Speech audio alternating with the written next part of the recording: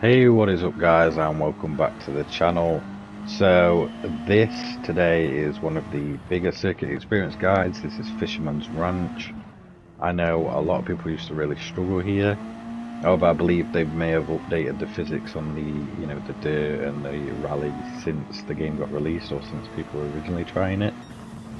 So the reason I held off with the circuit experience guides is because I was originally doing them and I felt like I was getting nothing for them. So if you remember GT Sport, you got like quite I believe it's 3 cars every time you did one, or quite a bit of money. Whereas when GT7 first came out, we was doing them and was getting like nothing, like we was getting like 30k and just wasting hours. For me, it just wasn't enjoyable. Obviously, one of the most recent updates did bring the payouts in, and we got a bonus for each one we did.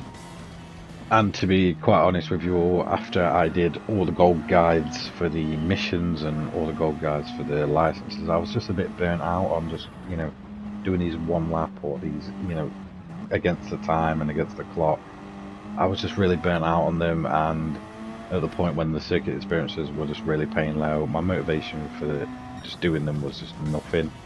Now the pay's gone up, I'm a lot more motivated to do them, and yeah, so for me, tackling this, I've sort of waited and held off because I've been quite busy lately. So, I've been mostly trying to pump out guides and what cars you should buy and stuff. Because for me, I don't want to see people just wasting money on just awful cars. I mean, each their own. The game's about collecting cars, but I think, while people are getting the money up, while the game's still in its infancy, it's still quite fresh, quite new.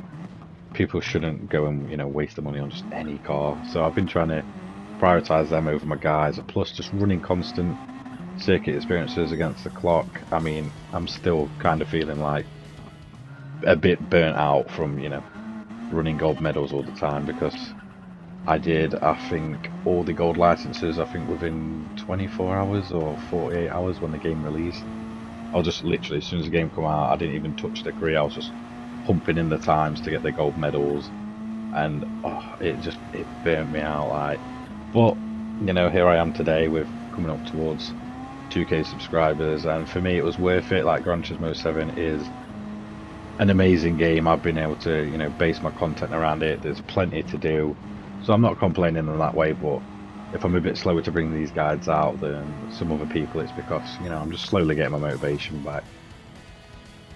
So, some general hints and tips with this being a dirt guide. It is completely different from the tarmac, but like I said, I'm sure they changed some things recently with the dirt physics and the way that the rally cars handle, and I can tell a massive difference from this than when I was originally running Fisherman's Ranch back in the day, doing money guides, or I was doing the gold licenses and they put you on dirt or the missions.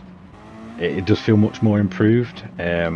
There is still, like, it's not perfect. Like, I played a lot of rally games and they all play much better than the dirt physics in Gran Turismo, but it's a lot easier to get used to them now. And this car here, it's really not a bad car. It's quite good on its handling.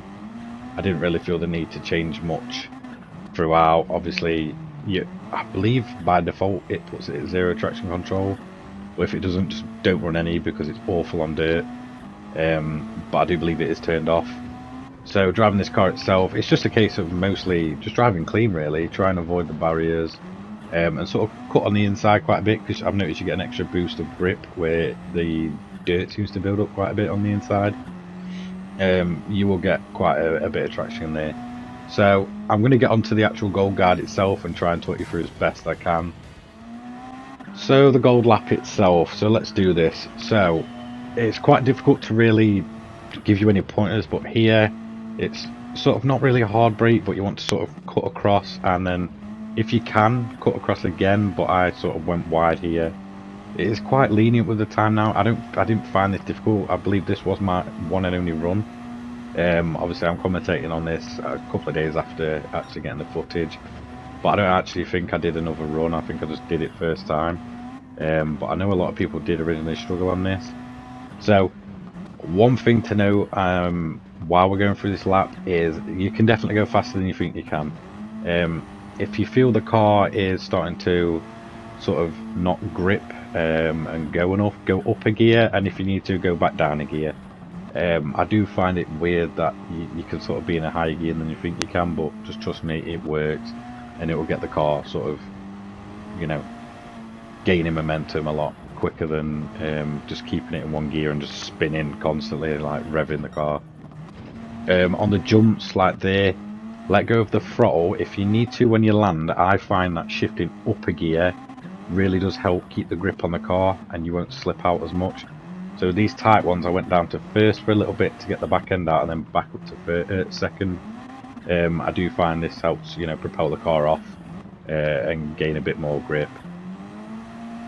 So one thing to note with Fisherman's Ranch, it's quite deceiving. It seems to be a lot of blind bends. It's just sort of what you remember from doing your individual sectors, put them together. For me, this is one of the trickiest sections, just because of this part coming up here. So you want to sort of line it up and cut across and jump and sort of just go. Try and keep it as straight as possible. Don't do any braking or turning, and trust me, you should be absolutely fine. So it's a high speed section. You're going to come down the gears here into third. If you need to, drop it into second. I didn't, but you know, if you do need to sort of wobble the back end out a bit more, just drop a gear. Here it's getting a bit tighter. Back into second, then third. Here you want to run it in third, and there's a jump here. This is one of the trickiest parts. So do what I said, let go of the throttle now. Change up a gear if you need to at that point. I landed quite cleanly and didn't feel the need to do it. So this is another bit of a tight sector, so just do the gears as you wish, but make sure you are using manual transmission. Automatic is dreadful in this game.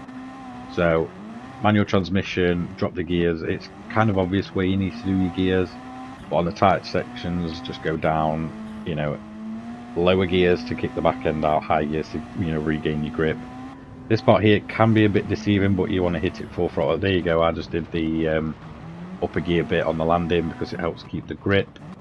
Coming through the last few corners, this one's quite deceiving here, this last corner, but sort of just swing it out wide as you can so you avoid that orange barrier bit, and that is your gold lap.